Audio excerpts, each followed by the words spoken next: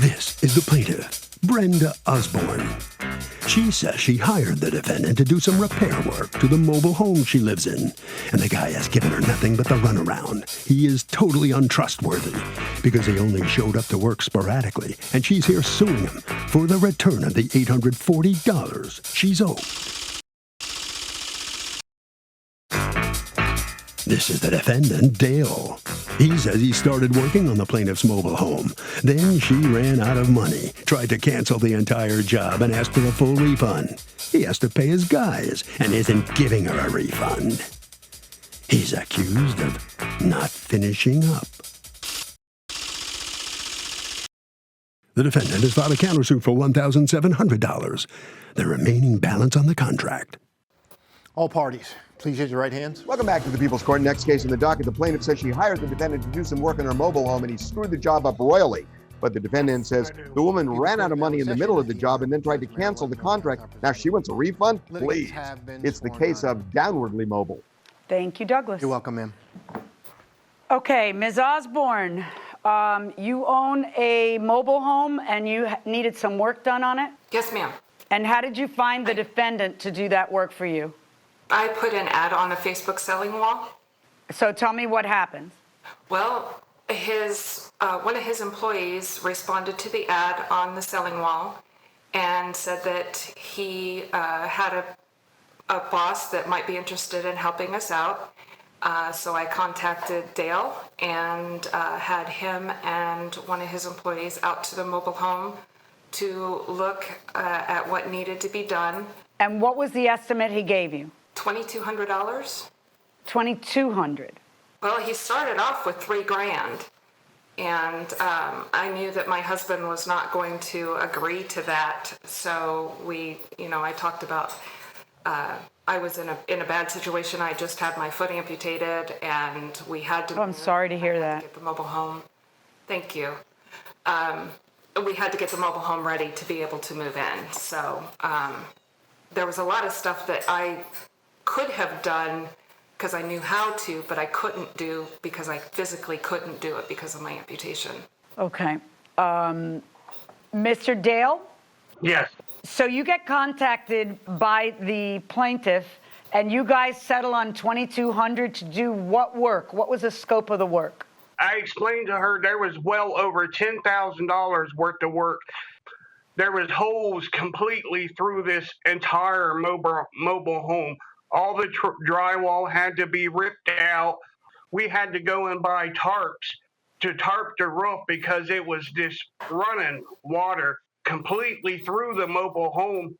And she had a surgery with her, like an amputation, and she kept telling me she did not have all this money to do this.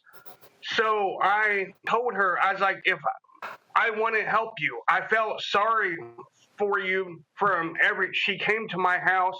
She told me all this stuff. So we got it all set up to where she could afford it. Okay, Mr. Dale. Ms. Osborne, let me ask you a question. What was the problem? They start work and what happens? It took a while after I gave him the $800 deposit to actually get them to come back out to the mobile home to start the work. And I'd get excuse after excuse after excuse why they weren't there. So then when they finally did show up, his employee installed a window. And the window that was installed with 1.5 inches sticking on the inside of the house, meaning after I put 5/8 inches of drywall, I still had a significant amount sticking out that I could not trim around. Is this what you're referring to? Yes, Your Honor. You paid somebody else to reinstall it, correct? Yes, Your Honor. What else went wrong that caused you to say we can't go on? Pretty much, it was the lack of communication and the window installation, and the fact that once they did show up and started doing some more demo, it came up that it was going to be an additional $300 on top of or $350 on top of the contract that we had already signed So he started adding to what we had already agreed upon, and I didn't have the money to make those additions. Okay. Were you telling her that it was going to be more, Dale? Ma'am, I did, for the simple fact was because she was wanting more work done to her house. And then the reason that she didn't want us there no more was because she explained to us that she had the church coming in to help her to do this for free. And I kept telling her, I was like, you need this, and this. And I was showing her, and she was all good with that. But she said she didn't have the money, and if her husband found out that she would be in trouble, and it was just story after story. And I explained to her, I was like, I really want to help you do this. I've already taken an $8,000 loss to come in here to help you do this. I had 3 employees down there. But when she told me that she was having the church come in to help her for free, and I told her, okay, that would be fine. I would just avoid the contract and I would do nothing about it, and we just go our separate ways. And then 3 months later, I get a letter in the mail saying she sued me for the $840. Well, hold on. That's not exactly how it went down. You send the text to him where you say, hey, Dale, I'm really not sure how to approach this with you. Members of my church have stepped up and want to take over helping with the trailer renovations. They are not going to charge us anything. I know I have a deposit with you, but I feel like we have strayed so far off our original agreement that maybe we should just figure out a way we can both feel comfortable parting ways. I know you have done some work for me, and I feel I should compensate you for that, but I don't really feel it has been $800 worth. Can you think of a number that you feel comfortable returning to me of my deposit and let me know? And this is on May 4th. He says to you, yes, we will get it figured out. You then say, I was thinking that you returning $600 would be fair. Well, that's a little greedy. Okay, he says, I will get it figured out. We tried to help you. We was going way out of our way to do the work that you needed done. I had a guy ready to pick up the metal today. He was going to put the roof on for me for free because he wanted to help to get you in the trailer.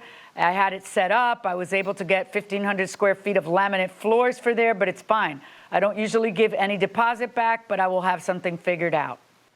So at the beginning, you're telling her that you'll return some money to her, and you make plans to meet her at the trailer.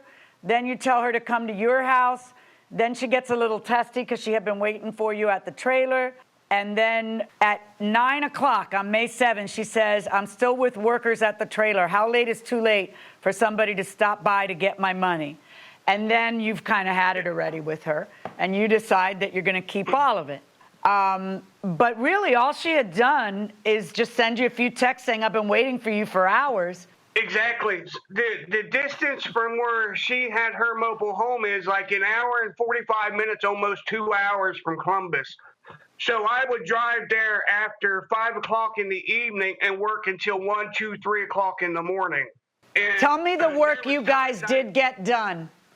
I got all the demolition. I bought materials for her floors that I was going to do for her for free because she made me feel sorry for her. So I wanted to help her much as I can. So you went to get materials how many times?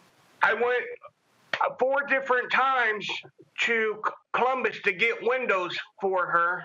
I went to 35, 40 minutes away to get sealant to patch all the holes up. Dale, let me ask you a question. What was the reason that you were going to return some money? She made me feel sorry for her. I was going to give her $100 or $200 back. She kept all these excuses. Yeah, I don't know, Ms. Osborne, I understand that money is tight, and I understand that you're in a tough situation. You made a statement at the beginning of your complaint where you say, normally I'd be able to do a lot of the work myself since my father was a contractor. My father was a contractor. There's not a whole lot of work I could do myself, but I do know what contracting work is worth. And so do you, if your father was a contractor. How do you figure that you're going to have somebody running all around town, getting you the stuff you need, doing you these favors, demolishing? Like, how do you figure that that's not worth more than $200? You claim that the reason why you didn't want him, finishing the work is that it was shoddy workmanship. I know you have handwriting on a piece of paper from another guy saying the window is in wrong. I don't know that I can tell from looking at it that the window is in wrong. But I'm sitting here and I'm looking at this and I'm saying to myself, why does she get to breach because she thought she could get it cheaper, as in free, through the church, and then he has to return 80%?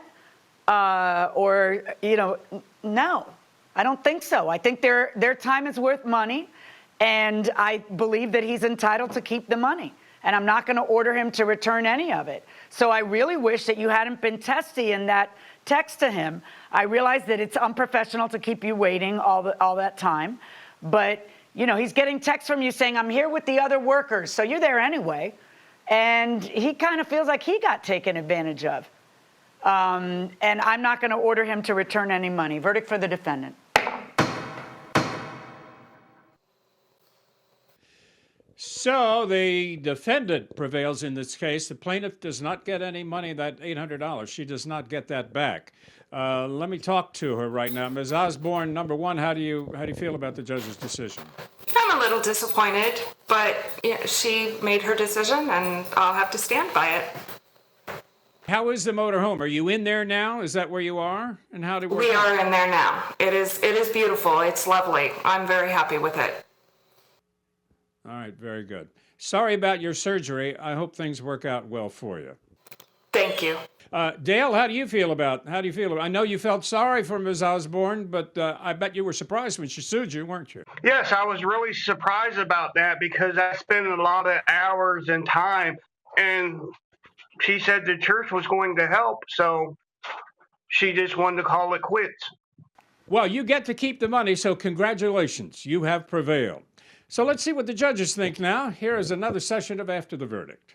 When you send a few workers over, or a couple of guys, whatever it is, to a house, and you work there for 3 or 4 days, even if it's for half days, that's a pretty substantial amount of money that somebody's laying out for labor.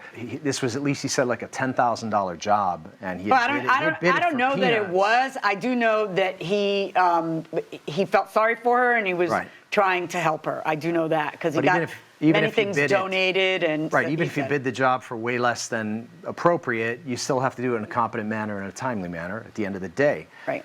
Your brother, your family are builders, and your brother's a terrific builder. One of the things that he used to say to me was, in the contracting world, you can get fast, cheap, or good. You can pick 2 out of 3. You can pick any 2. You can get cheap and fast. It may not be good. You can get good and fast. It's not going to be cheap. That's right. Etc. You can just rotate them around, and it's pretty true. Yeah, I mean, I think he's really hurt too, which is kind.